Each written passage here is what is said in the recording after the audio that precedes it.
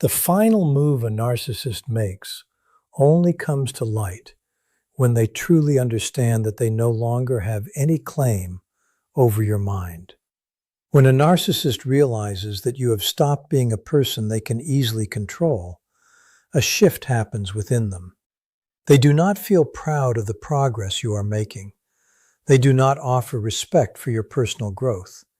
Instead, they feel a sense of threat. The moment they witness you becoming stronger, more aware, and more independent, they start to sense that their influence over you is slipping away. What many people fail to realize is that this specific moment of realization often triggers one last, desperate attempt to regain the control they once had. There is something deeply unsettling about narcissistic behavior that most people do not fully grasp until they are experiencing it firsthand. When narcissists come to understand that their usual methods are no longer working, they almost never choose to walk away quietly. Instead, they prepare one final maneuver. It is crafted with great care to shake you emotionally, cloud your judgment, and pull you back into the circular dynamic they once commanded. This final move has the potential to unravel months or even years of your hard-earned healing. If you are not prepared for it, and if you do not know how to identify what is happening, you might walk straight into their trap without even realizing it. That is precisely why understanding this behavioral pattern is so crucial. Before this final move even appears, there is usually an underlying period of quiet, psychological tension. On the surface, everything might seem perfectly calm. The narcissist may appear to be distant, quiet, or even completely indifferent to what is going on. But beneath that silence, something very different is actually unfolding. The greatest fear that a narcissist harbors is not rejection, and it is not abandonment. Their deepest, most core fear is watching a person they once controlled become mentally and emotionally stronger than they are. This specific moment threatens the false image of themselves that they have spent years constructing. Narcissists depend on a carefully maintained illusion of superiority. They need to believe that they are more powerful, more important, and more significant than anyone around them. That belief serves as the very foundation of their entire identity. The problem is that this identity is incredibly fragile. Narcissists cannot easily look at their own weaknesses. They actively avoid any form of self-reflection because looking inward would force them to face painful truths they are not prepared to handle. Instead, they push those weaknesses onto other people. They criticize, they accuse, they blame, and they project. All of these actions allow them to avoid the difficult task of examining themselves. When you begin the process of healing, something very important begins to shift. Healing does not always look like a dramatic event. It is often a very quiet internal process. You start to trust your own judgment again. You stop constantly looking for approval from others.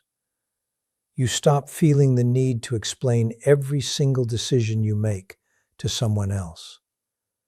You learn how to set boundaries without being weighed down by guilt. You learn how to say no without being gripped by fear. Most importantly, you stop reacting to them the way you once did. To you, this feels like genuine growth. To the narcissist, it feels like losing control. What you see as positive progress, they interpret as a direct threat. What you experience as newfound freedom, they experience as a personal loss of power. The balance that once tipped in their favor suddenly begins to shift, and they notice this change even if they cannot fully explain it. They can feel the difference. Narcissists are not actually looking for a deep, meaningful connection. They are not looking for a relationship built on mutual respect. They are looking for control. They are always on the hunt for people whose emotions they can influence, whose attention they can capture, and whose self-worth they can actively shape. Their own sense of importance depends heavily on validation from the outside world. They require reactions from other people in order to maintain their inflated self-image. Without those steady reactions, they begin to feel an internal sense of emptiness. When you were uncertain, they felt powerful. When you doubted your own perspective, they felt important. When you constantly looked to them for reassurance, they felt superior. Your confusion became their greatest advantage. Your insecurity became their primary source of strength. Your constant willingness to explain yourself gave them endless opportunities to manipulate the conversation. This is why so many relationships involving a narcissist feel so profoundly exhausting. The connection is rarely built on genuine love. Instead, it is often built on control, validation, and a sense of dependency. But everything changes when you begin standing firmly in your own truth. The moment you stop chasing their approval and start listening to your own inner voice, you no longer fit the role they assign to you. This creates a sense of panic. It may not be visible on the surface, but internally, the narcissist begins to feel their carefully constructed identity cracking.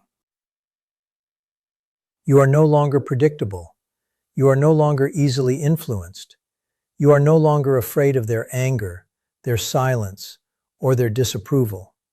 And that is the exact moment they reach for their most dangerous tool. Many psychologists have warned about this specific tactic because of how destructive it can be. It is essentially psychological projection taken to an extreme level. When narcissists feel their control slipping away, they often stop relying on the more obvious forms of manipulation. They move beyond simple gaslighting and direct blame. Instead, they launch a much deeper attack that is aimed directly at your sense of self. They begin projecting everything they cannot accept about themselves onto you. Suddenly, they accuse you of being the one who is manipulative. They call you selfish. They label you as cold. They describe you as cruel, unstable, difficult, arrogant, or unreasonable. The strange thing is that these accusations often have very little to do with who you really are. They are simply describing their own inner world. They are taking their own traits and placing them onto you. This stage becomes especially dangerous because it is so subtle. It does not always arrive through open hostility. Sometimes it arrives disguised as genuine concern. Sometimes it arrives disguised as deep sadness. Sometimes it arrives disguised as vulnerability. They may tell you that they are worried about your well-being. They may say that you have changed too much. They may insist that you are no longer the person they used to know. They may even suggest that your journey toward healing has somehow damaged you. They might imply that your time in therapy has actually made you worse. They might claim that setting boundaries has made you selfish. They might argue that your newfound self-respect has made you arrogant. The goal behind these statements is simple. They want you to doubt your own growth. They want you to question your progress. They want you to abandon the healthier version of yourself and return to the version they could easily control. This attack targets something very important. It targets your entire journey toward becoming your authentic self. As people heal, they gradually stop living according to the expectations of other people. They become more connected to their own personal values. They stop allowing fear, guilt, and manipulation to dictate their choices. For a narcissist, this transformation feels threatening. Your clarity exposes their confusion. Your confidence highlights their insecurity. Your independence reminds them of the control they have lost. Instead of confronting those feelings honestly, they attempt to pull you back into a state of uncertainty. They may suddenly bring up old memories from the past. They may remind you of past mistakes you have already moved past. They may focus on specific moments when you felt weak or vulnerable. They may rewrite history entirely to suit their needs. They may claim that they were always supportive of you. They may insist they only ever wanted the best for you. They may even offer apologies that sound convincing at first glance. But there is an important difference between true accountability and manipulation. Real accountability accepts responsibility without any conditions attached. Manipulation, on the other hand, offers just enough regret to reopen the door to your life. Many narcissists become surprisingly kind during this stage of the process. They may appear deeply reflective. They may seem to have reached a point of self-awareness. They may present themselves as having changed for the better.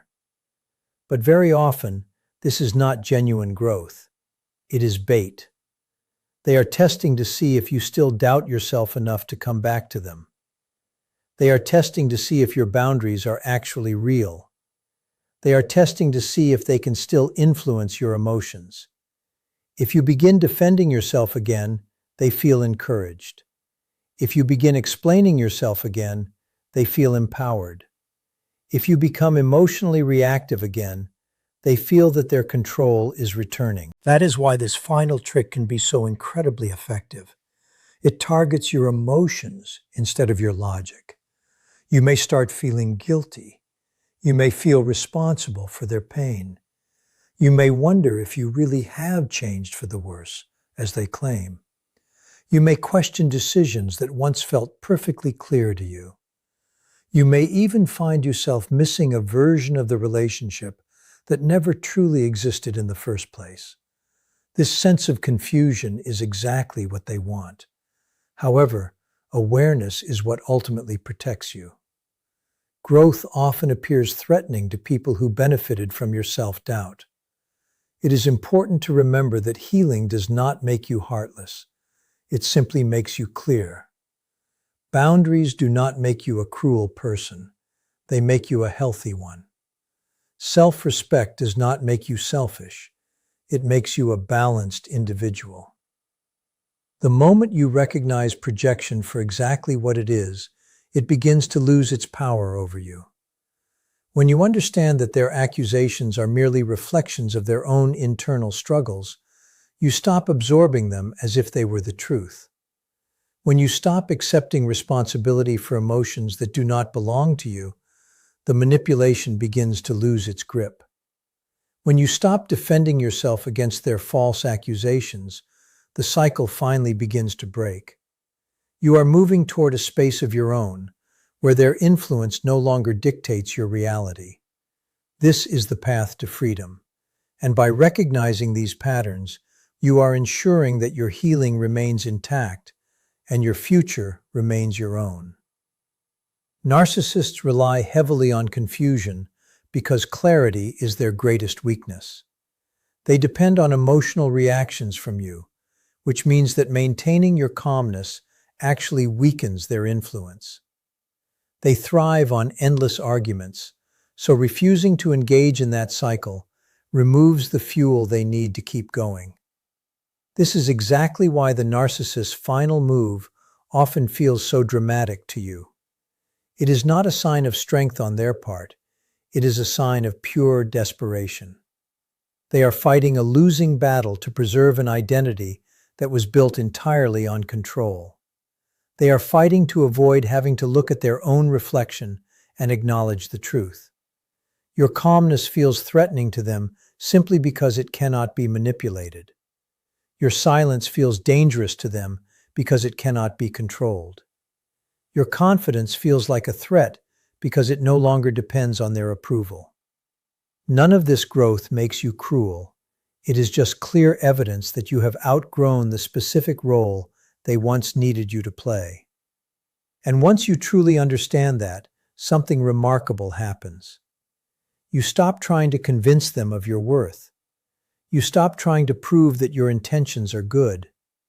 You stop trying to gain understanding from someone who actually benefits from misunderstanding you. You stop explaining your personal growth to someone who is terrified of it. You stop sacrificing your inner peace just to maintain a connection that was built on control. Instead, you choose something different. You choose clarity. You choose self-respect. You choose peace. And that one choice changes everything.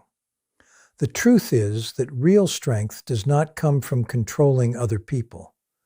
Real strength comes from deeply understanding yourself.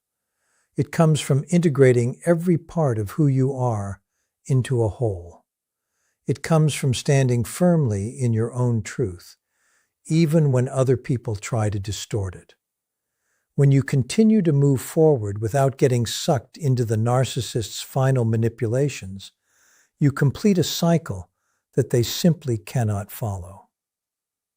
They might leave, they might return later, or they might try a completely different set of tactics. They will likely look for new ways to trigger your old emotions. But once you clearly see the pattern for what it is, it never has the same power over you again. You stop reacting out of fear. You stop reacting out of guilt.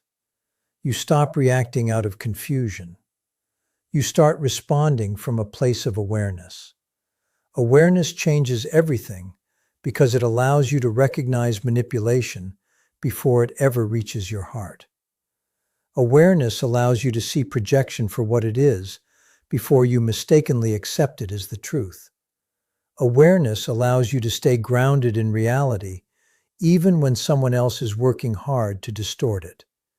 That is the exact moment their control over you truly ends.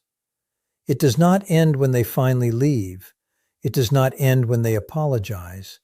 And it certainly does not end when they finally understand you. Their control ends when you stop needing them to define who you are. And once that happens, their final move loses its power completely. You become stronger than the fear they once used against you. You become stronger than the guilt they once placed upon your shoulders. You become stronger than the confusion they once created in your mind. Most importantly, you become free. And freedom is the one thing a narcissist can never control. Boundaries are not the same thing as rejection, and having confidence is not the same thing as arrogance. When this kind of pressure no longer works on you, they will move to their next strategy. They begin talking about the past in a way that sounds incredibly emotional, sincere, and deeply personal. They start bringing up old memories. They remind you of experiences you once shared together. They talk about moments that felt genuinely meaningful at the time.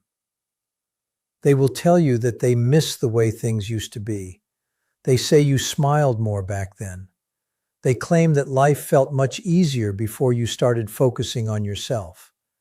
They suggest that everything was better before you decided to prioritize your own needs. At first, this can sound very touching. It can sound like genuine, heartfelt reflection. It can even sound like love. But beneath the surface, something very different is almost always happening. They are not actually longing for the real you. They are longing for the version of you that was much easier for them to influence. They miss the version of you that rarely questioned them. They miss the version of you that constantly gave without ever asking for anything in return. They miss the version of you that explained yourself endlessly while they offered very little understanding in return. They miss the version of you that ignored your own needs just to keep the peace. Their goal is very simple. They want your attention focused on the past instead of on your future. They want you to spend your time comparing your current self to the person you used to be before you develop stronger boundaries. They want you to wonder whether your growth has somehow made you colder. They want you to question the progress you worked so hard to achieve. And if you are not careful, this approach can be surprisingly effective. You might start feeling nostalgic. You might find yourself remembering only the good moments. You might find yourself longing for a time that seems much simpler in your memory than it actually was in reality. You might confuse silence with peace. You might mistake self-sacrifice for love. You might even begin missing the person you used to be before you understood what was happening. That is where the real danger exists. The past becomes a trap when it is edited to look better than it actually was. Painful experiences tend to disappear from memory.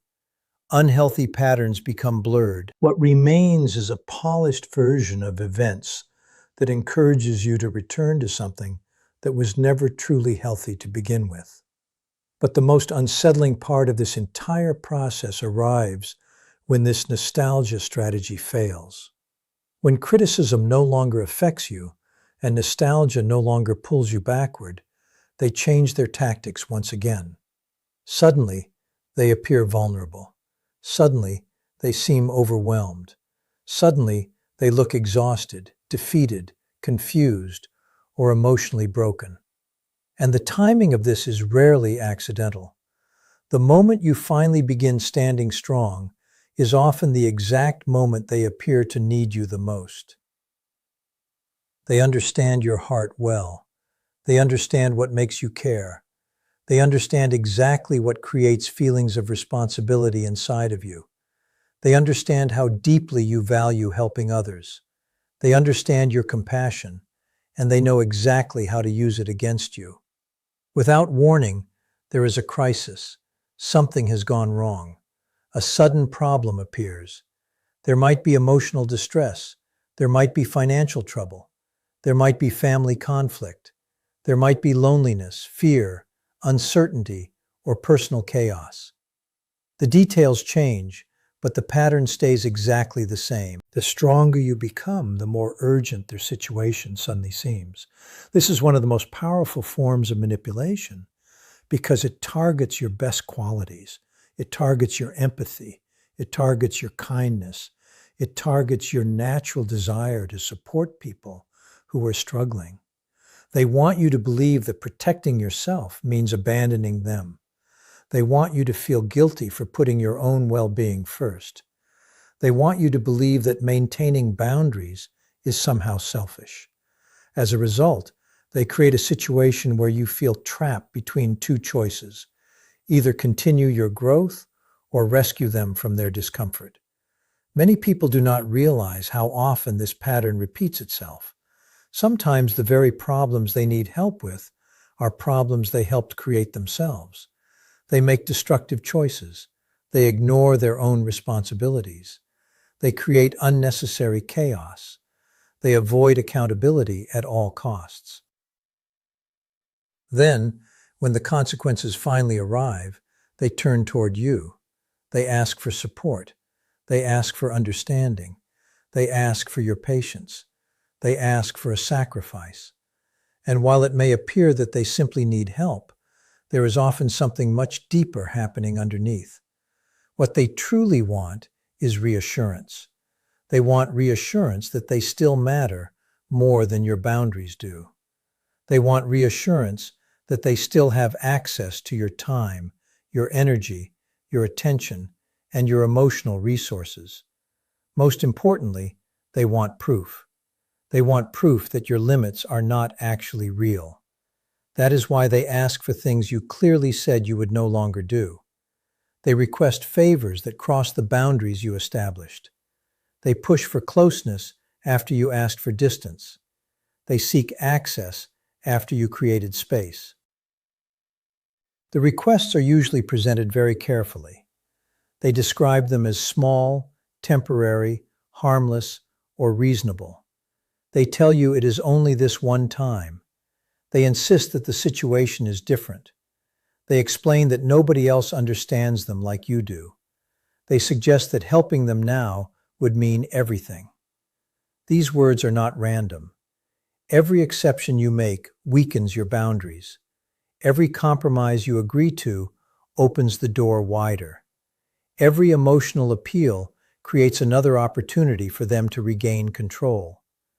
This is why the situation is rarely about the actual requests they are making. It is about testing whether they can still influence your decisions. If you give in, the old cycle begins all over again. The boundaries become less clear. The guilt becomes stronger. The confusion slowly returns. The confidence you spent months or years building starts to fade away. The cost of this is larger than most people realize. You do not simply lose time. You do not simply lose energy. You begin losing trust in your own judgment. You teach yourself that your needs are less important than someone else's demands. You teach yourself that your boundaries are negotiable. You teach yourself that emotional pressure deserves more respect than your own well-being. That is why this stage is so dangerous. It rarely looks like manipulation. It looks like kindness. It looks like compassion. It looks like helping someone who appears to be suffering. But there is a critical difference between compassion and self-abandonment. Compassion allows you to care for others without losing yourself. Self-abandonment, however, requires you to sacrifice your own peace, your own truth, and your own growth to satisfy someone else's need for control. Stay vigilant, stay aware, and remember that your journey toward freedom is the most important thing you are building.